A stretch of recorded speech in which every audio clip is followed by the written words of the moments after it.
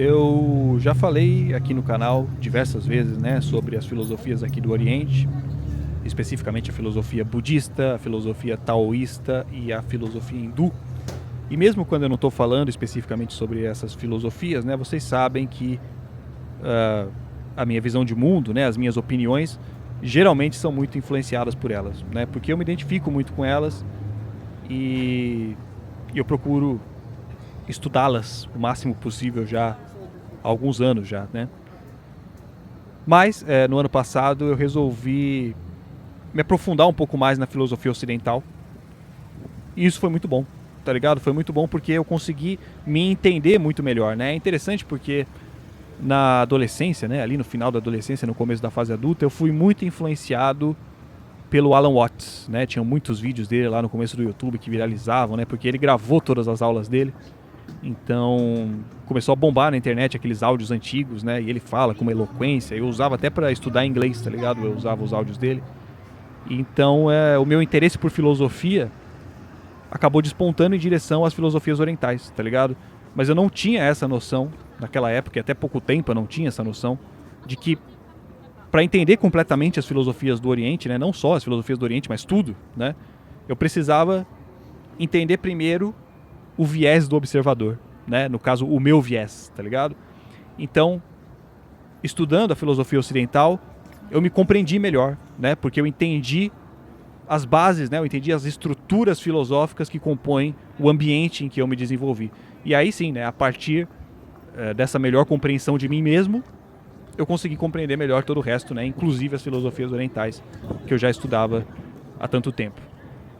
Então, hoje eu queria falar um pouco sobre fazer, né, algumas considerações sobre o pensamento ocidental e o oriental, algumas coisas que eu já me sinto seguro para falar a respeito.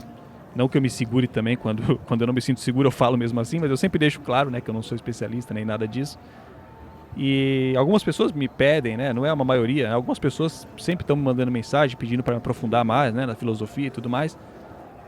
Mas eu sempre falo, né, assim, vocês sabem que eu faço esses vídeos às vezes até mais pra mim mesmo do que pra vocês, tá ligado? É o que tá na minha cabeça no momento e eu sinto essa vontade de expressar, tá ligado? Então o meu objetivo não é converter ninguém em nada, né? Não é fazer juízo de valor, tá ligado? Eu não tô aqui querendo provar que a filosofia oriental é melhor do que a ocidental, nem nada disso, até porque essa própria designação, né, de melhor e pior, ela já não faz sentido, né, nas filosofias aqui do Oriente. Então não é esse meu objetivo, tá ligado? Mas, dito isso, como eu já falei lá no começo, né? Como eu me identifico muito com as filosofias aqui do Oriente, o meu discurso vai ser sempre, lógico, enviesado, né? Como sempre, como todo discurso. Mas enfim, né? Eu já falei aqui algumas vezes, eu acho que esse é sempre um ponto bom para começar a falar sobre isso, sobre como quase todos os grandes físicos do século passado eles se debruçaram em algum momento sobre as filosofias aqui do Oriente, né? Especificamente o hinduísmo, o taoísmo também, alguns deles, conforme eles iam ali desvendando as teorias da física moderna, né? Principalmente a relatividade geral e a mecânica quântica, né? Então você tem Einstein, você tem Carl Sagan, você tem Bohr, você tem Schrödinger, você tem Oppenheimer, né? Que inclusive cita lá o trecho do Bhagavad Gita, né? Que todo mundo fala, né? Agora me torna a morte, não sei o quê. É um poema da filosofia hindu, né? O Bhagavad Gita. E eles fizeram isso, né? Eles acabaram se aproximando mais da filosofia oriental justamente porque a filosofia oriental parece explicar melhor a realidade como a física moderna descreve ela hoje, tá ligado? Do que a filosofia ocidental, no caso, né? A filosofia ocidental, e aqui eu estou me referindo, né, às bases da filosofia ocidental e não a indivíduos específicos, né? Mas a filosofia ocidental, ela me parece extremamente conservadora, né? No sentido de que ela se fecha na percepção humana, tá ligado? A filosofia ocidental explica a realidade a partir da percepção humana como se fosse uma via de mão única. Vocês entendem? Tipo assim, como se o ser humano explicasse a realidade, mas a realidade não explicasse o ser humano, tá ligado? Então, as diferenças, né, são muitas, mas eu acho que uma das principais diferenças entre a filosofia ocidental e a filosofia oriental está justamente aí, na concepção do indivíduo, né?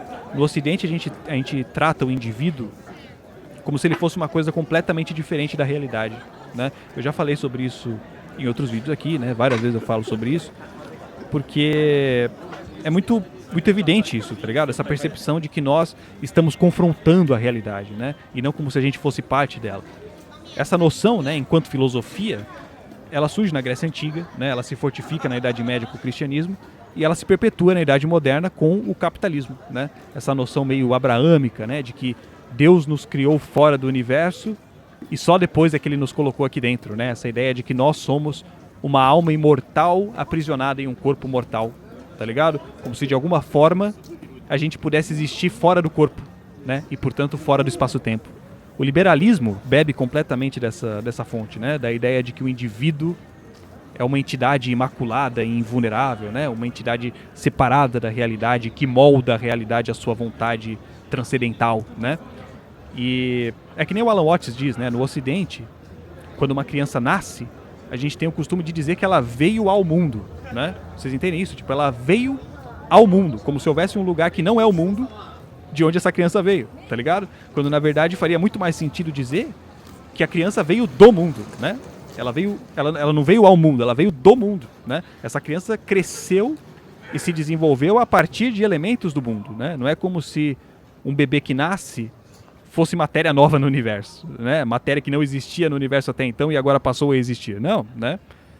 Na física moderna, né? O universo ele é considerado um sistema fechado, né? Então se aplica no universo a lei da conservação da matéria e energia, né? Nada se cria, tudo se transforma. Os átomos que compõem o seu corpo hoje existem desde o Big Bang, tá ligado? Existem desde o Big Bang. Então você já foi bilhões de outras coisas antes de ser você. Tá ligado? Você não é algo diferente do universo, você é uma etapa dele, né? Você é uma manifestação do universo. Que nem o Carl Sagan dizia, né? Nós somos poeira de estrela, literalmente, né? Os átomos que compõem os nossos corpos hoje já foram estrelas um dia, né? Já compuseram estrelas um dia e tantas outras coisas antes de se organizarem nessa forma que hoje é você, né? Antes de se organizar nessa forma de Wellington, antes de se organizar nessa forma de Bruno, antes de se organizar nessa forma de Cássio do Corinthians, tá ligado? E essa percepção de que tudo está em constante movimento, né? De que tudo está em constante transformação, é uma das bases da filosofia oriental, né? Tanto do budismo, quanto do taoísmo, quanto do hinduísmo. É claro que tem, né? Tem filósofos ocidentais que também partem dessa mesma premissa, né? Que nem os pré-socráticos, Heráclito, né? Aquela coisa de o ser humano não, né? Um homem não consegue se banhar duas vezes no mesmo rio, porque a água do rio está passando, né?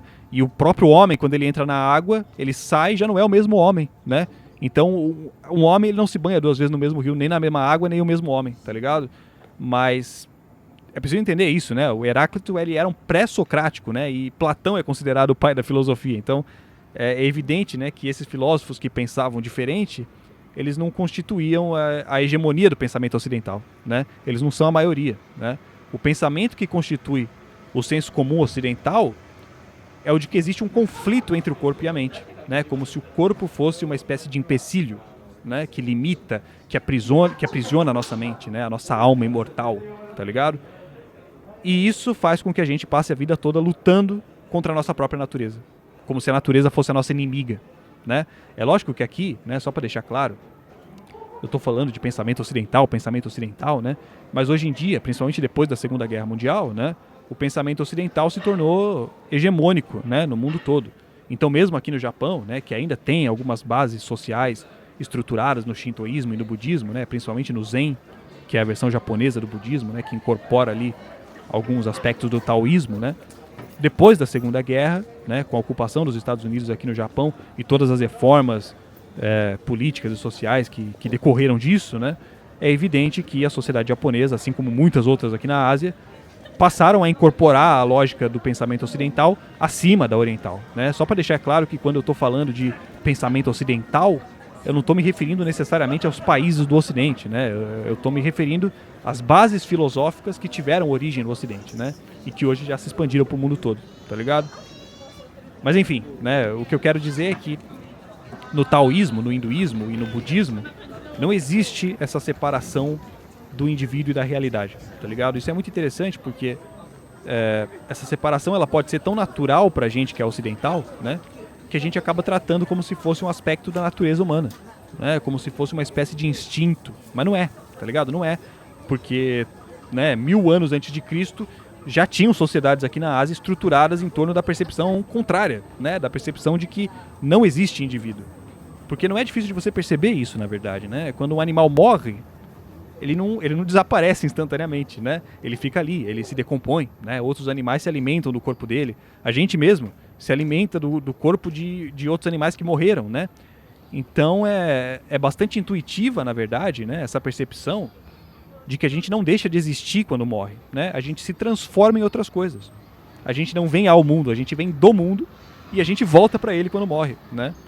Só que a partir do momento em que a gente nasce, né, numa sociedade completamente organizada a nos fazer nos entender enquanto indivíduos separados e independentes, né? E todo mundo que você conheceu durante a sua vida inteira também nasceu, né, nessa mesma sociedade, foi influenciado e educado por essas mesmas instituições, né? Aí acaba parecendo que é natural, tá ligado? Acaba parecendo que é instintivo, simplesmente porque não se tem mais a noção da base, né? Não se enxerga mais o fundo do poço de tão alto que a gente já escalou, tá ligado? E mesmo a ciência ocidental, né? A ciência ocidental, hoje em dia, já entende, né? Desde o século passado, na verdade, que não tem como você descrever um objeto sem descrever junto o ambiente em que esse objeto está, tá ligado? Porque o ambiente em que o objeto está define o que o objeto é. E vice-versa, né? E vice-versa. A análise do objeto também define como é o ambiente em que ele está, né? Simplesmente porque eles são a mesma coisa, tá ligado? Eles são a mesma coisa, né? O que é um ambiente? Você tem ali uma floresta, vamos supor, né? Você tem árvores, você tem plantas, você tem animais. Por que um ser humano não entraria como parte disso, né? Por que o ser humano seria algo diferente do resto do ambiente, não é? É uma separação arbitrária, tá ligado? Por isso que alguns seres humanos têm a pele clara, por isso que outros seres humanos têm a pele escura, por isso que alguns seres humanos têm o olho azul, por isso que outros seres humanos têm o olho puxado. Porque os ambientes em que esses seres humanos se desenvolveram eram diferentes um do outro, né? Uma análise desses ambientes justifica o porquê desses seres humanos serem como são, né? E uma análise desses seres humanos também indica como era o ambiente em que eles se desenvolveram, né? Simplesmente porque eles são a mesma coisa, né? Os seres humanos são um pedaço do ambiente, né? Agora, a visão individualista ocidental, né? Ela produz muitas vezes pensamentos completamente absurdos, né? Que nem um conservador disse pra mim uma vez assim, porque se os europeus tivessem nascido na África e os africanos tivessem nascido na Europa... Aí eu falei, opa, peraí, tá ligado? Como assim, né? Como assim se os europeus tivessem nascido na África e os africanos tivessem nascido na Europa, né? Se os europeus tivessem nascido na África, eles seriam africanos, né? Se os africanos tivessem nascido na Europa, eles seriam europeus, tá ligado? Não existe uma alma europeia e uma alma africana. Vocês entendem esse grau de abstração, né? Como se o indivíduo fosse algo que não o corpo, né? Como se fosse possível ser um europeu com alma de africano, tá ligado? E é justamente essa individualização excessiva, né, que produz na gente o senso de competição que rege a sociedade ocidental, né? A partir do momento que falta na gente a percepção de que o outro é um pedaço da gente, né, um pedaço do ambiente em que a gente se encontra, a gente cria essa ilusão de que é possível que um seja melhor do que o outro, entende? Essa é a lógica da colonização, né? Essa é a lógica da colonização. Quando você separa o indivíduo do ambiente, você não entende o porquê da outra pessoa ser tão diferente de você, né? Você passa a avaliar o outro de acordo com os critérios do seu ambiente, né? Sendo que o que é melhor no seu ambiente não necessariamente é o que é melhor no ambiente do outro, entende? E quando a gente cria, né? Quando a gente cria esse ideal universal, né? Como se houvesse um único lugar onde todos os seres humanos têm que chegar para serem bem-sucedidos, né? A gente transforma a vida numa jornada, tá ligado? Essa é uma analogia extremamente comum no Ocidente, inclusive, né? Entender a vida como se ela fosse uma jornada, né? Você tem que lutar, porque no fim tá a recompensa, né? Então você vê que a gente nunca tá vivendo pelo momento, né? A gente tá sempre vivendo por uma suposta recompensa que está no futuro. E quando a gente chega no fim da vida e ainda não alcançou essa recompensa, aí a gente joga essa recompensa para depois da vida, né? Pro paraíso, ou seja lá o que for, né?